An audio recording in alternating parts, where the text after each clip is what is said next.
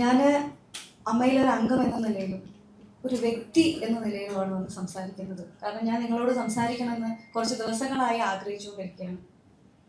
അമ്മ എന്ന് പറയുന്ന സംഘടനയിലെ ഒരുപാട് ആഗ്രഹത്തോടെ തന്നെ വന്ന ഒരാളാണ് ഞാൻ അല്ലാതെ കമ്മിറ്റികളിൽ നിന്നിട്ടുള്ള എക്സ്പീരിയൻസ് ഉള്ള ഒരാളൊന്നുമല്ല. അവിടെ ക്യൂരിയോസിറ്റി കാരണം, ഇഷ്ടം കാരണം തന്നെ കമ്മിറ്റിയിൽ വന്ന് നിന്ന് പ്രവർത്തിച്ച ഒരാളാണ്. അപ്പോൾ ആ കമ്മിറ്റിയിൽ നിന്ന് ദുരനുഭവങ്ങൾ ഉണ്ടാവുക എന്ന് പറയുമ്പോൾ ഭയങ്കര വിഷമമുണ്ട്. ഇപ്പോൾ ഉഷേത്ത പറഞ്ഞൊരു കാര്യമുണ്ട്. ഈ കമ്മിറ്റിക്ക് മുന്നേ ലാലേട്ടൻ പ്രസിഡന്റ് ആയിട്ടുള്ള ഒരു കമ്മിറ്റി ഉണ്ടായിരുന്നു. ആ കമ്മിറ്റി പിന്നീട് പ്രത്യേക സാഹചര്യത്തിൽ അഡോ കമ്മിറ്റിയായി മാറ്റേണ്ട ഒരു അവസ്ഥ വന്നിട്ടുണ്ടായിരുന്നു. അപ്പോൾ ആ അവസ്ഥ വന്നത് എല്ലാവർക്കും അറിയാവുന്ന കാര്യമാണ്. ഞങ്ങളുടെ ആ കമ്മിറ്റി മുന്നോട്ട് പോകുന്ന സമയത്ത്, ലാലേട്ടൻ പ്രസിഡന്റ് ആയിട്ടുള്ള കമ്മിറ്റി മുന്നോട്ട് പോകുന്ന സമയത്താണ് ഹേമ കമ്മിറ്റി റിപ്പോർട്ട് വരികയും അതിനെ തുടർന്ന് വളരെ പ്രശ്നങ്ങൾ രൂക്ഷമാവുകയും ചെയ്തു. അതിനിടയിൽ തന്നെ ജനറൽ സെക്രട്ടറിക്കെതിരെ വലിയ ഗുരുതരമായിട്ടുള്ള ആരോപണം വരികയും അദ്ദേഹം രാജിവെച്ച് പോവുകയും ചെയ്തു. അങ്ങനെ പ്രശ്നങ്ങൾ ഗുരുതരമായതോടെയാണ് പ്രസിഡന്റ് ആയിട്ടുള്ള ലാലേട്ടൻ ആ കമ്മിറ്റി പിരിച്ചുവിടുകയും ചെയ്തത്. അങ്ങനെ ആ കമ്മിറ്റി പിരിച്ചുവിട്ട സമയത്ത് ഇനി മുന്നോട്ട് എങ്ങനെ എന്നുള്ളൊരു ചോദ്യം വലുതായിരുന്നു. ആ ഒരു ചോദ്യത്തിന്റെ പുറത്താണ് ആ കമ്മിറ്റി തന്നെ വീണ്ടും അഡോ കമ്മിറ്റി ആയത്. അതിന് മറ്റൊരു കാരണം കൂടെ ഉണ്ടായിരുന്നു. ആ കമ്മിറ്റി അന്ന് രാജിവെക്കുന്ന സമയത്ത് ജനറൽ ബോഡി നടക്കാൻ ഒരുപാട് മാസങ്ങൾ ബാക്കിയുണ്ടായിരുന്നു. അപ്പൊ അത്രയും മാസങ്ങൾ അമ്മയിൽ നടന്നുകൊണ്ടിരിക്കുന്ന പ്രവർത്തനങ്ങൾ മുന്നോട്ട് നീങ്ങണം. അത് നീങ്ങണം എന്നുണ്ടെങ്കിൽ അത് നോക്കി നടത്താൻ ഒരു കമ്മിറ്റി അത്യാവശ്യമായിരുന്നു എന്നുള്ളത് കൊണ്ട് മാത്രമാണ് അന്ന് ലാലേട്ടൻ പ്രസിഡന്റ് ആയിരുന്ന അതേ കമ്മിറ്റി വീണ്ടും അഡോ കമ്മിറ്റി ആയിട്ട് മാറിയത്. ഇപ്പൊ ഞാൻ ആദ്യമായിട്ടാണ് അഡോ കമ്മിറ്റി എന്നുള്ള പേരൊക്കെ കേൾക്കുന്നത്. എന്തായാലും അങ്ങനെ ഒരു കമ്മിറ്റി രൂപീകരിക്കപ്പെട്ടു.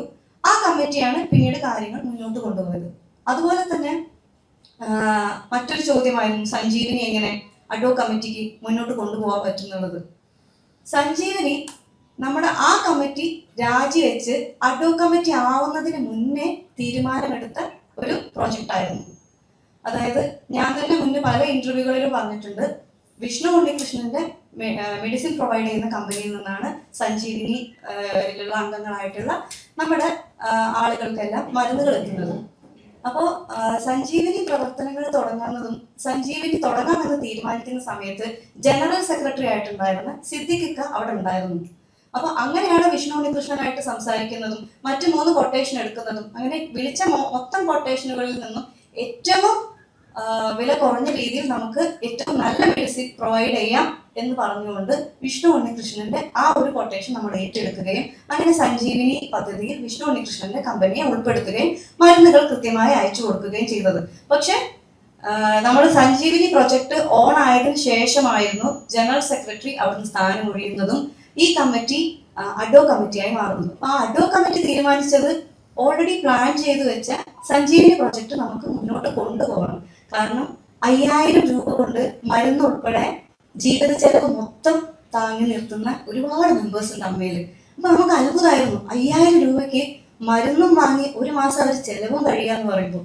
അപ്പൊ അവർക്ക് നമ്മൾ ഈ മരുന്ന് കൊടുക്കുകയാണെന്നുണ്ടെങ്കിൽ ആ 5000 രൂപ അവർക്ക് അവരുടെ ജീവിത നിത്യ ചെലവുകൾക്ക് ഉപയോഗിക്കാമല്ലോ എന്നുള്ള ചിന്തയിൽ തുടങ്ങിയതാണ് സഞ്ജീവനി. അപ്പൊ അഡോ കമ്മിറ്റി ഏറ്റെടുത്ത് സഞ്ജീവനി പ്രൊജക്ട് തുടങ്ങി എല്ലാവർക്കും കഴിഞ്ഞ ജനുവരി 26-നായിരുന്നു സഞ്ജീവനി ലോഞ്ച് ചെയ്തത്.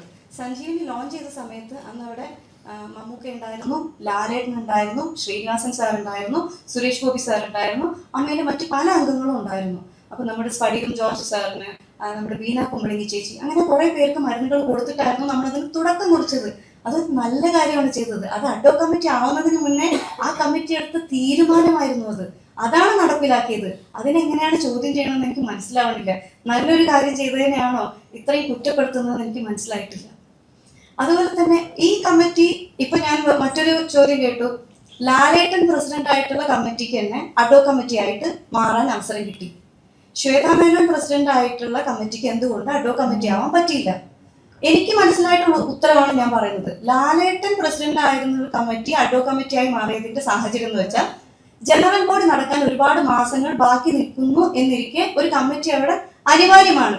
കാരണം ഒരു ജനറൽ ബോഡി കൂടിയാലേ മറ്റൊരു കമ്മിറ്റിയെ തിരഞ്ഞെടുക്കാൻ പറ്റുള്ളൂ. അപ്പൊ ജനറൽ ബോഡി നടത്താൻ ഭയങ്കരമായിട്ടുള്ള ഒരു സാമ്പത്തികം വേണം. അപ്പൊ അത്ര എക്സ്പെൻസ് നമുക്ക് ആ സമയത്ത് മുടക്കാനും പറ്റില്ല. അങ്ങനെ ഇരിക്കെ ഇതേ കമ്മിറ്റി തന്നെ അഡോ കമ്മിറ്റി ആവേണ്ട ആവശ്യകത ഉണ്ടെന്ന് മനസ്സിലാക്കുകയും അതേസമയം തന്നെ ആ കമ്മിറ്റിക്കെതിരെ അമ്മ സംഘടനയ്ക്കുള്ളിൽ ഒരു അലിഗേഷനും ഇല്ലായിരുന്നു. ഒരു സാമ്പത്തിക ക്രമക്കേടോ മറ്റ് അലിഗേഷൻസോ ഒന്നുമില്ലായിരുന്നു. അമ്മ സംഘടനയ്ക്ക് പുറത്തുള്ള അലിഗേഷന്റെ പേരിലാണ് അവിടെ ഉണ്ടായിരുന്ന ജനറൽ സെക്രട്ടറി ഉൾപ്പെടെയുള്ളവർ രാജിവെച്ച് പുറത്തു പോവേണ്ടി വന്നത്.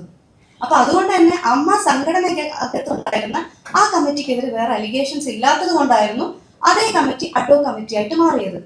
ഇപ്പൊ ഞാൻ മനസ്സിലാക്കുന്ന കാര്യം, ശ്വേത ചേച്ചി പ്രസിഡന്റ് ആയിരുന്ന ഇപ്പൊ രാജിവെച്ചു പോയ കമ്മിറ്റി, ആ കമ്മിറ്റി അഡ്ഹോക് കമ്മിറ്റി ആക്കാത്തതിന്റെ റീസൺ എന്ന് എനിക്ക് മനസ്സിലായ കാര്യം, സാമ്പത്തിക ക്രമക്കേടിന്റെ പേരിലാണ് ശ്വേത ചേച്ചി പ്രസിഡന്റ് ആയിരുന്ന കമ്മിറ്റി താഴെ പോയത്. അവരുടെ സാമ്പത്തിക റിപ്പോർട്ട് പാസ്സായില്ല ജനറൽ ബോഡിയിൽ. അപ്പൊ സാമ്പത്തിക ക്രമക്കേട് നേരിടുന്ന ഒരു കമ്മിറ്റിയെ എങ്ങനെയാണ് അഡ്ഹോക് കമ്മിറ്റി ആയിട്ട് മാറ്റാൻ ജനറൽ ബോഡിക്ക് തോന്നുക? ലോജിക്കലി ഒരിക്കലും ജനറൽ ബോഡി അങ്ങനെ ചിന്തിക്കില്ല. അതാണ് അന്ന് അവിടെ നടന്നിട്ടുണ്ടായിരുന്നത്. അപ്പൊ അതുകൊണ്ടാണ് ശ്വേത ചേച്ചി പ്രസിഡന്റ് ആയിരുന്ന ആ കമ്മിറ്റിയെ തന്നെ വീണ്ടും അഡ്ഹോക് കമ്മിറ്റി ആക്കാതിരുന്നത്. ഇനി ഇതിലുള്ള വേറൊരു കാര്യം കൂടെ നമ്മൾ എടുത്തു പറയേണ്ടതാണ്. സാമ്പത്തിക ആരോപണം നേരിടുന്ന ഈ രാജിവെച്ച കമ്മിറ്റിയെ അഡ്ഹോക് കമ്മിറ്റി ആക്കിയിട്ടില്ലെങ്കിലും ആ കമ്മിറ്റിയിൽ ഉണ്ടായിരുന്ന ഡോക്ടർ റോണി ഡേവിഡ്, ആശ അരവിന്ദ് എന്നിവരെ അഡ്ഹോക് കമ്മിറ്റിയിൽ ഉൾപ്പെടുത്തിയിട്ടുണ്ട്. ആശ അരവിന്ദ് ചേച്ചി റിസൈൻ ചെയ്തു എന്നാണ് ഞാൻ അറിഞ്ഞു. പക്ഷെ റോണി ഡേവിഡ് അദ്ദേഹം ഇപ്പോഴും ഉണ്ട്. അപ്പൊ ഈ രണ്ടുപേരെയും ഈ അഡ്ഹോക് കമ്മിറ്റിയിലേക്ക് വിളിച്ചതിനും ഒരു കാര്യമുണ്ട്. കാരണം അവരാണ് സഞ്ജീവിനി പ്രവർത്തനങ്ങൾ ഇപ്പൊ നടത്തിക്കൊണ്ടിരിക്കുന്നത്. അപ്പൊ ആ സഞ്ജീവിനി പ്രവർത്തനങ്ങൾ മുടങ്ങിപ്പോവരുത്. കാരണം ഇത്രയും പേരുടെ പ്രിസ്ക്രിപ്ഷൻസും കാര്യങ്ങളും എല്ലാം അവരുടെ കയ്യിലാണുള്ളത്. പെട്ടെന്ന് ഒരാൾക്ക് ഒരു ദിവസം വന്നത് ഏറ്റെടുത്ത് ചെയ്യാൻ പറ്റില്ല. അതുകൊണ്ടാണ് ആ പ്രവർത്തനങ്ങൾ കൃത്യമായി നടന്നു പോകണം എന്നുള്ളത് കൊണ്ടാണ് ഈ സാമ്പത്തിക ആരോപണം നേരിടുന്ന സാമ്പത്തിക ക്രമക്കേടിന്റെ പേരിൽ താഴെ പോയ ആ കമ്മിറ്റിയിൽ നിന്ന് തന്നെ ഡോക്ടർ റോണിയെയും ആശ അരവിന്ദ് ചേച്ചിയെയും പുതിയ അഡ്ഹോക് കമ്മിറ്റിയിലേക്ക് നിയമിച്ചത്. ഇത്രയും കാര്യങ്ങളാണ് എനിക്ക് മനസ്സിലായിട്ടുള്ളത്.